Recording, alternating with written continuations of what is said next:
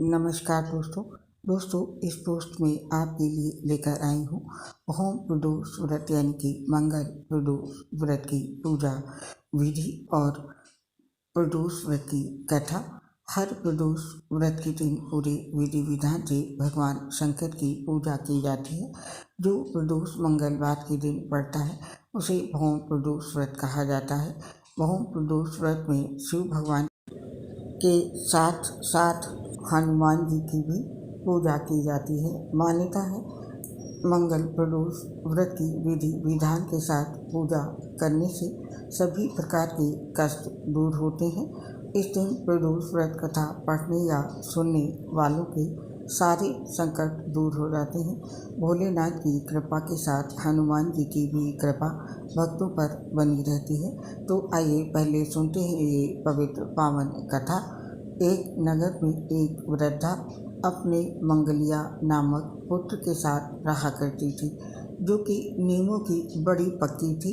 उस वृद्धा की हनुमान जी में बहुत आस्था थी और वो हर मंगलवार को कड़े नियमों का पालन करती थी।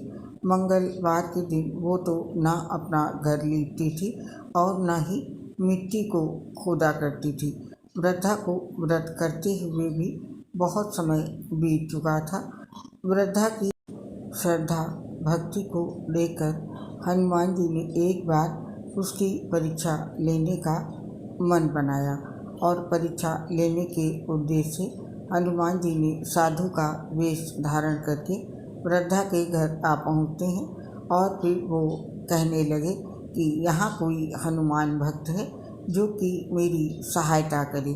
तो साधु की बात को सुनकर के वो वृद्धा अपने घर से बाहर निकल आई और बोली, आज्ञा महाराज, मैं आपकी किस तरह से सहायता कर सकती हूँ। तब साधु वेश धारण किए हुए हनुमान जी वृद्धा से बोले कि मैं बहुत भूखा हूँ, मुझे भोजन कराओ, तू ये जमीन लीप दे। तब साधु की बात सुन करके वृद्धा बड़ी दुविधा में पड़ गई, क्योंकि नियम के अनुसार वो हर मंगलवार को जमीन नहीं लीपा करती थी। कुछ देर सोचने के बाद साधु के सामने हाथ जोड़कर वृद्धा बोली, महाराज, ये कार्य तो मैं नहीं कर सकती, कृपया आप मुझे कोई दूसरा कार्य करने की आज्ञा दे दीजिए, उसे मैं किसी भी हालत में पूर्ण करूँगी।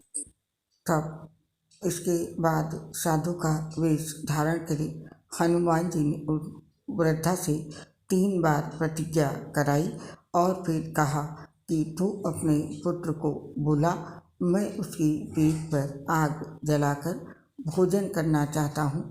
साधु के मुख से इस तरह की बात को सुनकर के वृद्धा के होश उड़ गए। उसके सोचने समझने की क्षमता खत्म हो गई, पर दुर्भाग्यवश वो साधु की आज्ञा मानने के लिए प्रतिज्ञाबद्ध थी। अतः अपनी प्रतिज्ञा के चलते उसने अपने पुत्र मंगलिया को बुलाया और साधु को दे दिया। वृद्धा की प्रतिज्ञाबद्धता को देखकर हनुमान जी इतनी आसानी से हार मानने वालों में से नहीं थे। उन्होंने वृद्धा की और परीक्षा लेनी चाहिए। इसके लिए उन्होंने वृद्धा के हाथों से ही मंगलिया को पेट के बल लिटवाया और साथ ही पीठ पर आग भी जलवाई। अपने बेटे की पीठ पर आग जलाने के बाद वो वृद्धा बड़े ही दुखी मन से घर के अंदर चली गई। कुछ समय के बाद साधु ने वृद्धा से कहा कि अपने बेटे को बुलाओ ताकि वो भोजन का भोग ले सके। साधु की इस बात को सुनकर के पहले तो वृद्धा को यकीन नहीं हुआ, फिर वृद्धा ने रोते रोते अपने आंसू पोंछे और बोली, आप मुझे उसका नाम लेकर कष्ट ना दें। इसके बावजूद भी साधु नहीं माने, तो वृद्धा ने मंगलिया को आवाज़ लगा ही दी। फिर अपने पुत्र को जीवित देखकर वृद्धा बहुत प्रसन्न हुई और वो साधु के चरणों में गिर पड़ी। इसके बाद हनुमान जी अपने वास्तविक रूप में प्रकट हुए और वृद्धा को दर्शन दिए, भक्ति का आशीर्वाद दिया। इस तरह से मंगल प्रदोष के दिन हनुमान जी के दर्शन पाकर वृद्धा का जीवन सफल हो गया। तो प्रेम से बोलिए बजरंग बली की जय। हर हर महादेव।